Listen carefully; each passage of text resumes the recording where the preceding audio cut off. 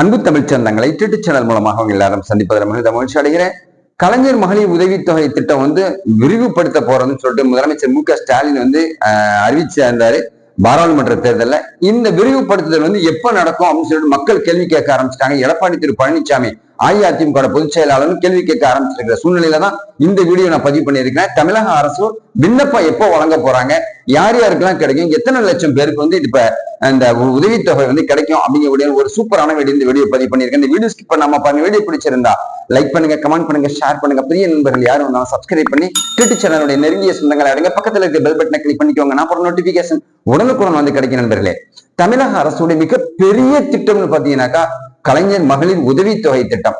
இந்த உதவித்தொகைக்கு வந்து அவங்க தன்னம்பிக்கை ஊட்டக்கூடிய திட்டம். அதாவது தன்மானத்துக்கு எதிராக வந்து நம்ம அரசு வந்து அவங்களுக்கு கொடுக்கக்கூடிய ஒரு ஊக்கத்தொகை அப்படின்னு எல்லாம் சொல்லியிருந்தாரு. இது கலைஞருடைய பேர்ல வந்து இந்த திட்டத்தை வந்து தொடங்கினாங்க கடந்த வருஷம் 2023 செப்டம்பர் மாசம் 15ஆம் தேதி அண்ணா பிறந்த நாள்ல.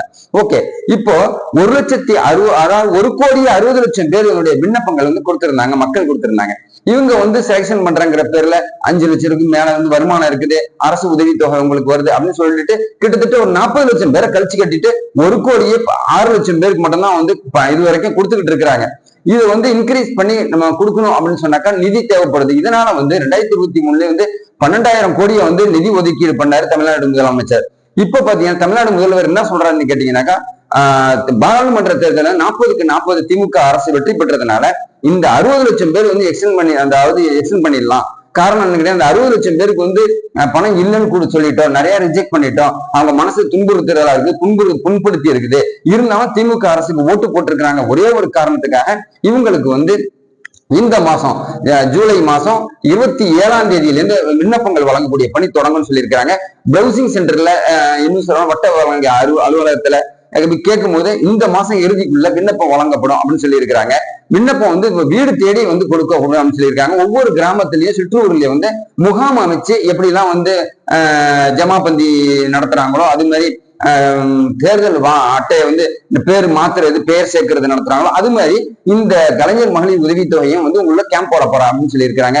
அது மட்டும் இல்லாம பிரவுசிங் சென்டர் மூலமாவும் நீங்க வந்து மேல்முறையீடு செய்யலாம், மனு செய்யலாம், புதிதா வந்து மனு செய்யறவங்களும் மனு செஞ்சுக்கலாம் அப்படின்னு சொல்லிட்டு தமிழ்நாடு அரசு தெரிவிச்சிருக்கிற அடிப்படையில இன்னைக்கு தேதி பாத்தீங்கன்னா சுட சுட நமக்கு வந்து 13/7/2024 இந்த செய்தி நமக்கு கிடைச்சிருக்கிற அடிப்படையில 27/7/2024 இருந்து இந்த விண்ணப்பங்கள் கொடுக்கக்கூடிய பணி தொடங்கும்னு சொல்லியிருக்காங்க. விண்ணப்பம் தொடங்கின 24 மணி நேரத்துக்குள்ள உங்களுக்கு SMS வரும்னு சொல்லியிருக்கிறாங்க.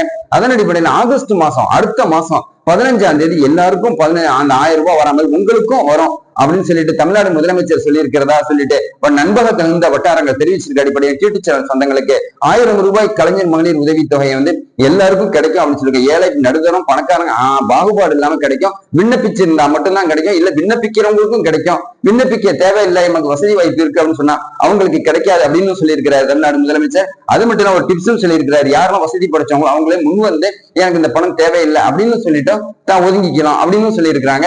சோ விரும்புறவங்க மட்டும் 98 விழுக்காடு இருக்கிறதுனால பர்சன்டேஜ் இருக்கிறதுனால அனைவருக்கும் இந்த பணம் கிடைக்கும் அப்படிங்கிற ஒரு மகிழ்ச்சிகரமான வீடியோ தான் இந்த வீடியோ போட்டிருக்கேன். இது மாதிரி வீடியோ நீங்க பாக்கணும்னா யூடியூப் சேனலை சப்ஸ்கிரைப் பண்ணி வச்சுக்கோங்க. இந்த வீடியோ பிடிச்சிருந்தா லைக் பண்ணுங்க, கமெண்ட் பண்ணுங்க. புதிய நண்பர்கள் யாரும் இருந்தாலும் மறுபடியும் சொல்றேன், யூடியூப் சேனலை சப்ஸ்கிரைப் பண்ணி நம்ம ரிலேஷன்ஷிப்பை மெயின்டைன் பண்ணிக்கிட்டே இருக்கலாம். பக்கத்துல இருக்க பெல் பட்டனை கிளிக் பண்ணிக்கோங்க. அடுத்த புதிய எபிசோட்ல உங்களை சந்திக்கிறேன். நன்றி.